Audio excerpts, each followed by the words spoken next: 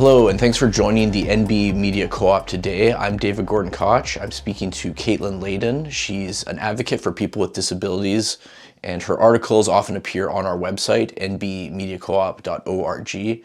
Kaitlyn, thanks for joining us today. Thanks for having me. Kaitlyn, you're currently working with the New Brunswick Community College, or NBCC, on a project called Go Barrier Free. This is related to accessibility. Briefly, can you tell us what this project is all about and what are the major goals? This project is about studying the gaps in accessibility in transportation, the built environment, and information communications. And ideally, we are going to help the decision makers make some positive changes for people with disabilities. Currently, we are interviewing caregivers and people with disabilities to help them have their say with the barriers and issues they face.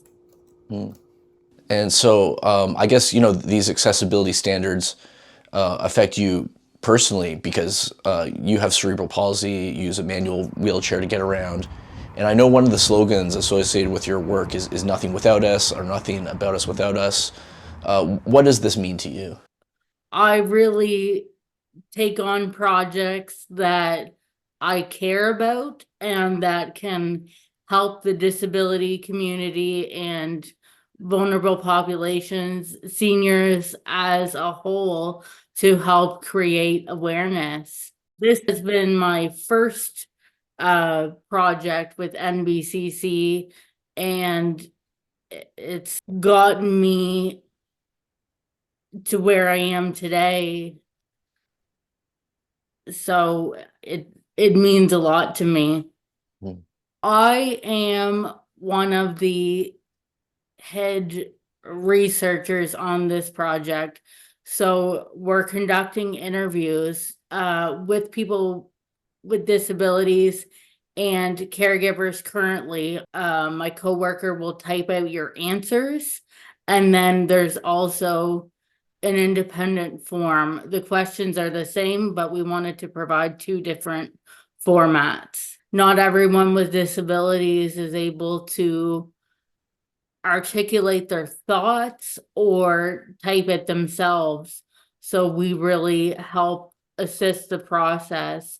And then there is the online form, which you contact and get the questions and then fill it out. How important is it for you that people with disabilities are at the core of this project? That as a person with disabilities, you're kind of at the center of this research. People with disabilities need more consultations, and for the policies that affect them, they need to be able to have their say before the policy or barrier is put in place for them. And what are some of the things you've been hearing in these interviews so far? What are some of the examples of the obstacles that people are reporting? Transportation is a huge issue. There has been issues of not having reliable service, and many people have to wait several weeks to get service in the first place. So it's hard to plan your day for appointments if you have to plan an appointment, say, a week or two out. That's not realistic for anyone, disabled or not. You should be able to get groceries and your necessities. Also, with the built environment, there is many places that need improvement, and the funds need to be allocated to do that. so that everyone has equal access to get into a building. Right now, currently, it's it's not standard or enforced to have an automatic door. So the government sees that, in my opinion, as a luxury, when for me, having having a disability, it's a necessity. It's not, I should be able to access a building just like anyone else. So accessible housing, transportation, basically key elements in day-to-day life. Yes, and so right now the project focuses on transportation, communicate, information communication and technologies, and the built environment. But for housing or apartment buildings, it is really unheard of to get an apartment that works for somebody with a disability, especially at an affordable price. Right, and we're talking about this at a time when there's a major housing crunch in New Brunswick and seemingly everywhere in Canada. So for people with low incomes, trying to find housing that's also accessible for them as people with disabilities. What's this like? What are you hearing about from people in the community? A lot of people are not, they're having to choose between medications, housing, equipment, and some people are not eating as well as they should be. A lot of people with disabilities have autoimmune conditions, and the price of everything has gone up so drastically. Not everyone with a disability is able to access a food bank. And so that gets back to the question of transportation, doesn't it? Yes, a lot of people they won't go out unless they absolutely have to, because the the bus the system isn't set up properly. For example, there's no next stop announcements, have a huge issue on buses. For people that are visually impaired, Mm. a next stop announcement is needed. So and a lot of people, because of the barriers with transportation, for example, whether it be the next stop announcement, whether it be people not having adequate service or like on time service, and having to wait a week to 2 weeks for to be able to access the bus, is just, it's not, that's not good enough. A lot of people, you can't plan an appointment with a specialist 2 or 3 weeks in advance. Sometimes you just get a call and have to go. So it sounds like you're hearing about some really difficult experiences, and of course, this is all going to be compiled, all this research, to help generate a set of recommendations that will hopefully help ameliorate some of these conditions. So currently, as I said, we are interviewing people with disabilities and people that are caregivers until March 29th. However, there is going to be other questions for experts, and um there's different cohorts of the project. So that being said, if you've missed the deadline for March 29th, don't not at least reach out to see if it's too late. We want everyone's input. Mm. So it's really crucial that one thing I've been asking people is to share this with your networks. It's free, uh, and it is voluntary. However, if you don't, this is a chance to have your say. So we really appreciate everyone participating and sharing with the community. That way we can make the most positive changes for everyone. Great. Well, we'll include the information on how people can get involved with this interview. Kaitlyn, anything else to add before we wrap up? One thing that I want to reinforce here is assistive technology, and Zoom has been great for people with disabilities, seniors. As you know, like, we're not together today. Uh, you're you're not with me here. I'm in St. John, and I believe you're in Moncton. So I just want people to change their way of thinking, that you know, a virtual option, it shouldn't be the only option. I do agree with that, but we learned a lot during COVID, and this protects people that are unable to participate otherwise, or, you know, can't leave their homes. At least this is a way to do that. So not everyone is fortunate enough to be able to get up and go when they want to or need to.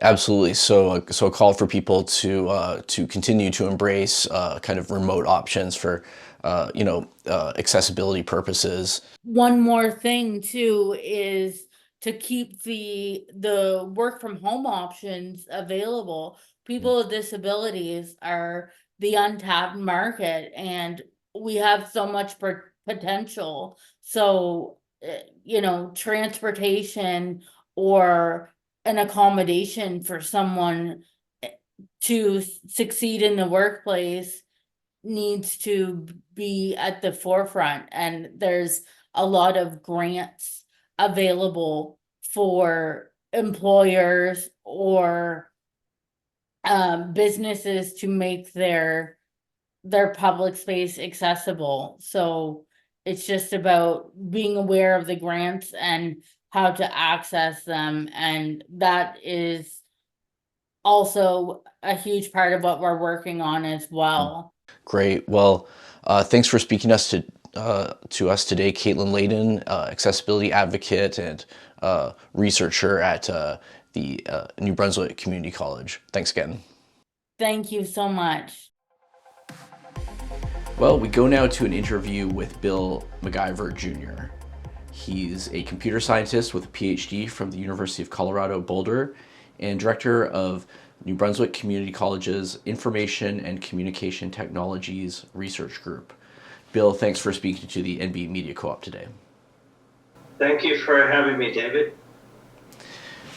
Bill, talk about your role in the Go Barrier Free project and what you hope it will achieve. So my role, well, as a computer scientist, I've long had interest in universal design, which includes accessibility, designing software so that the widest possible community can use it, including those who have different kinds of impairments. When I came to New Brunswick Community College to set up our research group here, we had a strategic plan to include accessibility as a standard part of our design practice. A few years ago, we had an opportunity to finally start to build that part of our research practice, and we were able to bring Kaitlyn Layden on board, who we met through her articles with the NB Media Co-op. And so we've gone from there. We, working with Kaitlyn, I identified the opportunity with Accessibility Standards Canada, and were able to submit a successful proposal to them. And so now we are in the midst of a 3-year project, which is being co-led by Kaitlyn. You mentioned a moment ago the term universal design. Your research at NBCC deals with these concepts: universal design, human-centered design. What do these things mean? Why is it so important? Well, so yes, universal design is a concept that it expands the notion of accessibility. So accessibility is a research area in its own right, preceding universal design. And then I think over time people recognize, well, hey, these should be universal design principles. While they're meant to help address different kinds of accessibility issues, they really should just be a standard part, of designing technologies. Human-centered design, so in our group we work on mainly on software-oriented projects. We do some hardware development, but human-centered design and universal design are even broader than software or hardware. They can apply to anything.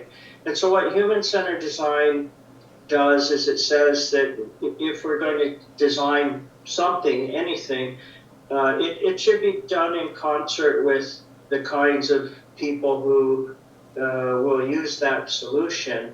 And by working directly with them throughout the project, the idea is that by working with them, we'll reveal things or understand things about their needs that we otherwise would not come to realize if we simply, received a request from them and then went in our lab and worked out some solution. We really have to work in concert with people who are going to use our technologies throughout the whole process, and doing that testing constantly and doing refinements to the technology.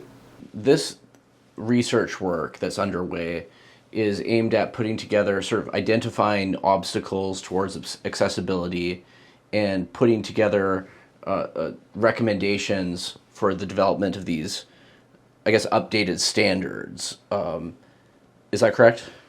Yes, so Accessibility Standards Canada is a federal organization, and they have responsibility for managing all of the accessibility standards in the government of Canada.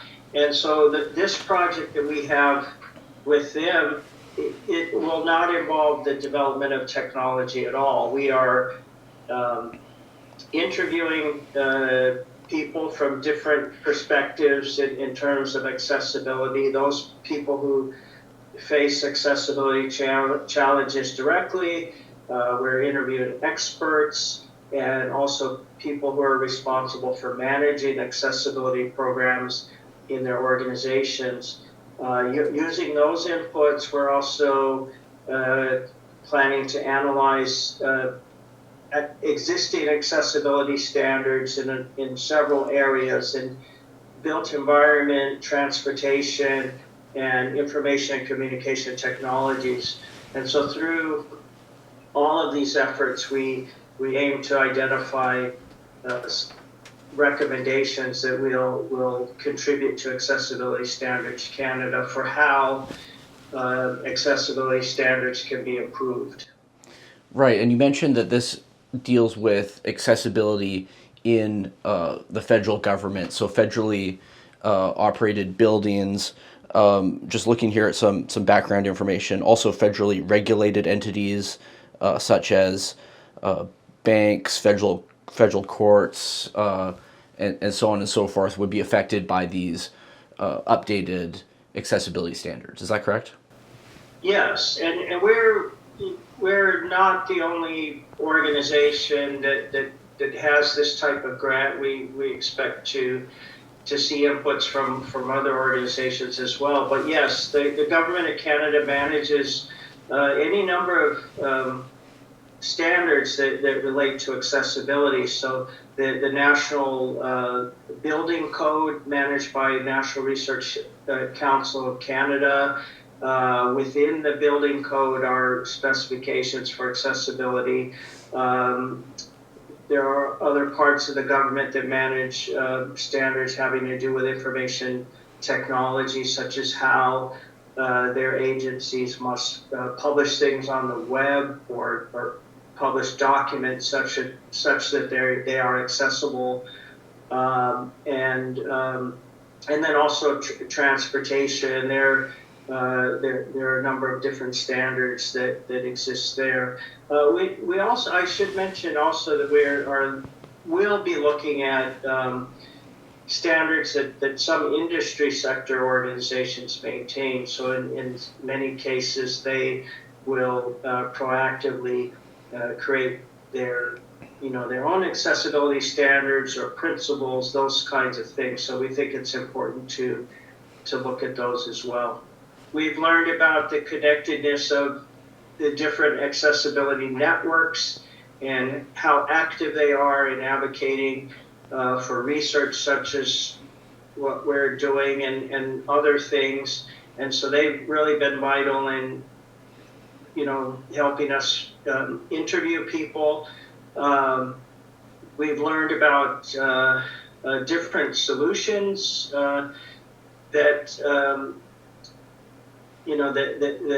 respondents have developed or either advocate, but mostly we've heard a lot of really heartbreaking cases where again, this intersection of policy and practice and attitudes toward people with disabilities have caused major barriers, and but that most of our respondents, they have a resilience, but they're just asking to be treated equally. And so my hope is that all of our results combined will help to convey this message in a constructive way. And earlier we spoke to Kaitlyn Layden for this report.